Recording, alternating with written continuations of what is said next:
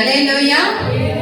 ஏன் இதெல்லாம் எனக்கு ஒரு காலத்து ஒரு நேரத்தை வச்சிருக்கிறாரு, ஏன் சில காரியங்களை என் வாழ்க்கையில அனுமதிக்கிறாரு நீங்க பாத்தீங்கன்னா, ஆண்டவர் சொல்றாரு, இதெல்லாம் உன் வாழ்க்கையில நான் அனுமதிக்கலன்னா நீ எனக்கு பயப்பட மாட்டேன். ஆமென் அல்லேலூயா.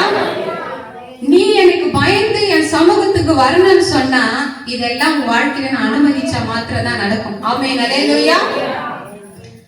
நம்ம வாழ்க்கையில ஒரே ஆசீர்வாதமே, ஒரே சந்தோஷமே, ஒரு சமாதானமே இருந்தா ஆண்டவர் தேடுவோமா?